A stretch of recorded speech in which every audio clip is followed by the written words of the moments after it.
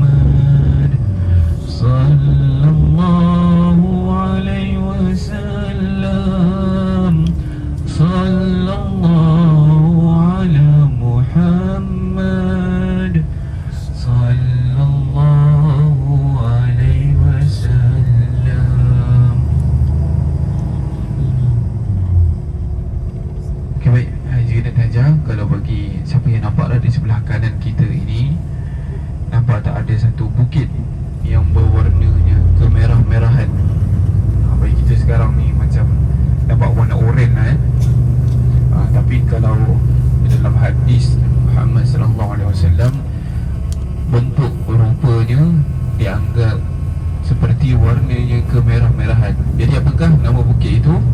Itulah dia bukit yang dinamakan Bukit Uhud. Kalau dalam bahasa Arabnya adalah Jabal Uhud. Jabal itu adalah bukit lah. Jadi di sebelah kanan kita, mungkin tak apa nak nampak sangat, itu adalah Jabal Air, Jabal Air dan Bukit Uhud. Sebab apa saya sebutkan nama dua bukit ini? Sebabkan saya nak bagi tahu pada haji dan hajah sekalian, tetamu Allah Subhanahu Wa Taala, para duyufur rahman, antara dua bukit ini adalah terletaknya kota Madinah. Jadi kota Madinah ini dia berada di antara Jabal Uhud dan Jabal Air. Jadi di situlah terletaknya kota Madinatul Munawwarah. Dan kalau kita tengok daripada Jabal Uhud ke Jabal Air, jadi insyaAllah mungkin akan nampak di sebelah kiri kita, mungkin akan nampak sikit-sikit lah. Jadi kawasannya adalah kawasan tanah lapang. Tak ada dah bukit lain selain daripada bukit itu. Okey, jadi tanah Madinatul Munawwarah ini adalah kawasannya adalah kawasan tanah lapang. Jadi di tanah lapang inilah tempat yang sesuai untuk menanam pokok kurma lah. Jadi insyaAllah nanti apabila haji dan hajah keluar menziarahi luar kota Madinah, bukan luar kota Madinah, maksudnya saya luar daripada Masjid Nabawi, nanti kita akan menziarahi, pertamanya kita akan menziarahi Masjid Quba, kita akan menziarahi ladang kurma, lepas tu kita akan menziarahi Jabal Uhud sendiri. Jadi dekat situ insyaAllah haji dan hajah boleh tengoklah, dan boleh dapat tahu sedikit keistimewaan dan sejarah-sejarah tempat yang kita pergi nanti untuk kita menziarahi. Yang terutamanya keistimewaan kota Madinah ini adalah salah satunya adalah Masjid Nabawi. Sebab apa dia istimewa? Sebab apabila kita solat di dalam Masjid Nabawi ini, kita akan mendapat Allahumma salli ala sayyidina Muhammad, kita akan mendapat 1000 kali ganjaran. Jadi haji dan hajah yang datang untuk melaksanakan ibadat umrah, menziarahi Nabi Muhammad SAW, saya sarankan untuk buat usaha lah, untuk sentiasa solat di masjid. Sebab apa? Ganjaran 1000 kali ganda itu bukannya tertakluk pada di dalam kota Tanah Haram ini. Dia adalah tertakluk di dalam kawasan masjid. Dia berbeza dengan kota Makkah. Jadi apabila kita di masjid di kota Madinah ini, untuk kita mendapatkan 1000 kali ganda ganjaran adalah untuk kita melaksanakan ibadat di dalam masjid, bukan di luar masjid. Maksudnya kalau kita solat di hotel atau solat di masjid lain, ganjaran dia tak sama seperti Masjid Nabawi. Dan satu lagi keistimewaan kota Madinah ini adalah ada satu lagi masjid. Apabila kita solat di dalam masjid itu sekurang-kurangnya 2 rakaat, kita akan dapat pahala umrah.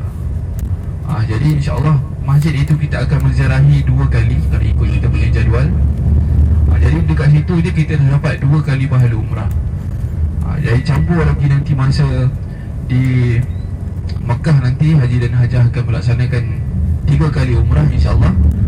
Jadi bila campur-campur tu kita akan dapat 5 kali pahala umrah. Okey, baik, Alhamdulillah kita sekarang dah sampai di kawasan Masjid Nabawi. Jadi di hadapan kita ini Allahumma salli ala sayyidina Muhammad. Kalau kita tengok di hadapan kita ada satu kubah berwarna hijau. Di situlah dia terletaknya jasad Nabi Muhammad sallallahu alaihi wasallam. Allahumma salli ala sayyidina Muhammad wa ala ali sayyidina Muhammad. Jadi di situlah terletaknya kekasih baru umat Islam, iaitu Nabi Muhammad sallallahu alaihi wasallam, serta kekasih Allah Subhanahu wa taala. Jadi insyaAllah nanti kita berpeluang untuk menziarahi Nabi Muhammad SAW. Dan sekarang ini di sebelah kanan kita ni nampak di dalam gate Dalam pagar-pagar ni, di sinilah terletaknya perkuburan Baqi'.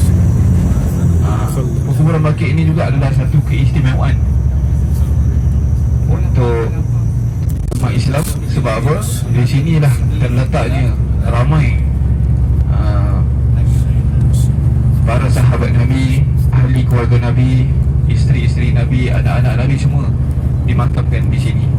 Dan ramai juga umat Islam yang dimakamkan di sini. Dan alhamdulillah sehingga ke hari ini, daripada zaman Nabi Muhammad SAW sehinggalah ke hari ini masih lagi boleh dimuatkan para jenazah yang meninggal di kota Madinah.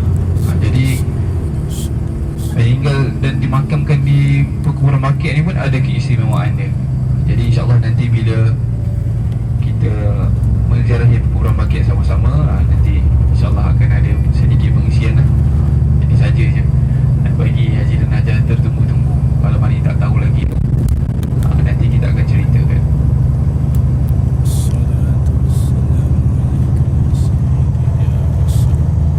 Dan sebelah kiri kita ni, tengok ni, sebelah kiri ni adalah Masjid Bilal, Masjid Bilal bin Rabah. Dan di sebelah kanan kita ni ada satu lagi masjid kecil. Inilah dia, Masjid Sayyidina Osman bin Affan. Diletakkan nama para sahabat sempena nama-nama sahabat lah masih masjid ni. Dan kalau tengok di sebelah kiri kita ada satu lagi, yang bangunan besar ini yang ada kubah, itu bukan masjid. Ni adalah bangunan kerajaan lah. Jangan nanti saya tak beritahu, ramai juga cuma cakap ni masjid apa ni Ustaz? Ini bukan masjid. Ini adalah bangunan kerajaan. Jadi di sinilah alhamdulillah kita pun dah sampai di kawasan Masjid Nabawi. Dan di sini jugalah terletaknya kawasan hotel kita. Jadi insyaAllah dalam lagi 5 minit lah, lagi 5 minit kita dah nak akan sampai ke hotel kita. Jadi kita boleh lihat lah suasana ataupun kedudukan hotel-hotel di sekeliling Masjid Nabawi. Jadi ni kita lalu ni, di sebelah kanan kita ni kita nampak ini semua adalah hotel-hotel untuk jemaah umrah dan jemaah haji. Jadi apabila jemaah haji datang pun, diorang pun akan duduk juga di hotel ini, sama juga seperti jemaah-jemaah umrah. Jadi subhanallah, Masya Allah, tabarakallah, banyaklah hotel-hotel. Dan ada lagi pembangunan-pembangunan hotel-hotel baru yang akan dibangunkan. Sebab apa? Sebab semakin lama, semakin makan tahun, semakin ramai tetamu-tetamu Allah yang hadir ke bumi Madinah ini. Jadi daripada pembangunan-pembangunan yang baru, hotel-hotel baru yang nak dibangunkan, ini adalah untuk memuatkanlah para jemaah umrah pada setiap masa. Jadi alhamdulillah, insyaAllah lagi dalam 8 ke 10 tahun makin banyaklah pembaharuan yang akan dilakukan di bumi Madinah ataupun di bumi Makkah. Jadi insyaAllah kita hampir sampai ke hotel kita. Dan satu lagi, ini ada satu hotel di sebelah kanan kita ni yang kita akan lalu. Kalau tengok dia punya signboard ada tulis Wakaf Osman bin Affan Hotel. Ini subhanallah, kalau kita tahu sahabat Nabi Muhammad SAW antara yang terkaya adalah Sayyidina Osman bin Affan. Ini adalah saki-baki harta keturunan dia yang telah digunakan untuk melaksanakan, membina hotel tersebut. Jadi hotel itu jadilah hotel wakaf.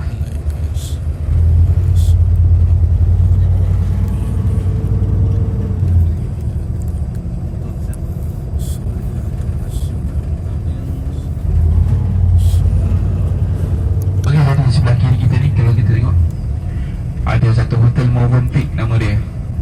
Inilah dia mercu tanda untuk semua jemaah apabila kita daripada hotel nak ke masjid ataupun daripada masjid nak ke hotel. Inilah hotel yang paling berdekatan dengan dataran masjid. Jadi Kalau kita nak pergi ke masjid, kita boleh cari Hotel Movenpick ni, insya-Allah kita akan jumpa terus pintu masjid. Dan di sinilah dia hotel kita.